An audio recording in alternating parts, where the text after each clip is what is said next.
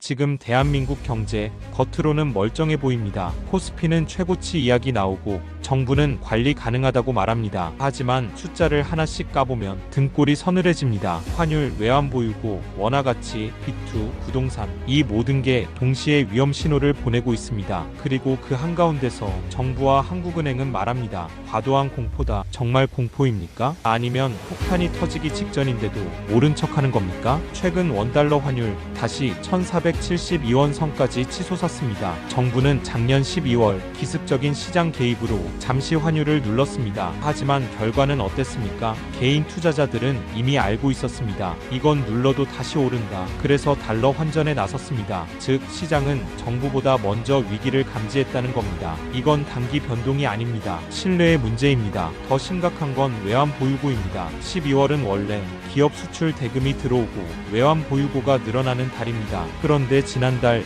외환 보유고가 26억 달러, 우리 돈으로 약 3조 8천억 원이나 감소했습니다. 이게 얼마나 심각하냐면 1997년 IMF 외환위기 이후 12월 기준 최대 감소폭입니다. 이건 정말 묻지 않을 수 없습니다. 지금 외환 시장에서 무슨 일이 벌어지고 있는 겁니까? 이제 더 충격적인 지표입니다. 물가를 반영한 실질 실효 환율 기준 우리나라 원화 가치는 주요 64개국 중 63위, 사실상 꼴찌 수준입니다. 2009년 금융위기 직후보다 더 낮은 수치입니다. 이게 의미하는 건 단 하나입니다. 경제 기초 체력 약화, 통화 신뢰 붕괴, 국가 경쟁력에 대한 의심, 원화가 싸진다는 건 기분 좋은 일이 아닙니다. 나라가 싸게 보인다는 뜻입니다. 과거엔 이런 말이 있었습니다. 환율 오르면 수출 기업은 좋다. 하지만 그 공식은 이미 무너졌습니다. 왜냐? 원자재는 대부분 달러로 수입하고 환율 상승은 원가 폭등입니다. 대기업조차 영업이익률 하락, 즉 환율 상승은 더 이상 축복이 아닙니다. 독입니다. 이 상황에서 이창용 한국은행 총재는 말합니다. 원화가 휴지 조각이라는 말은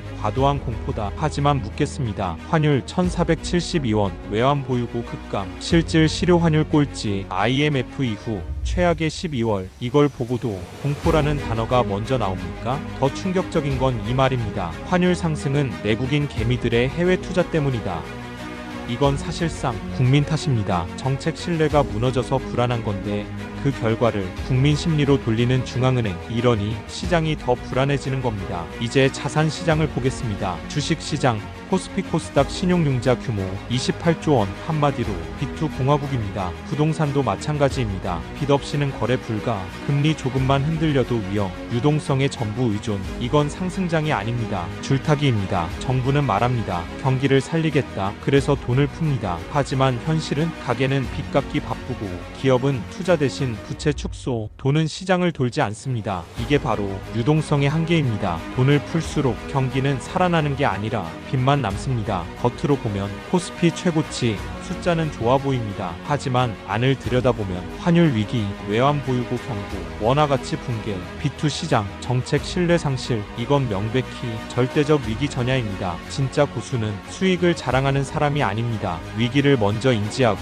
욕심을 줄이고 살아남는 사람입니다. 지금 이 경고를 무시하고 무리하게 투자한다면 자산은 지켜보는 사이에 증발할 수 있습니다. 공포를 조장하는 게 아닙니다. 현실을 말하는 겁니다.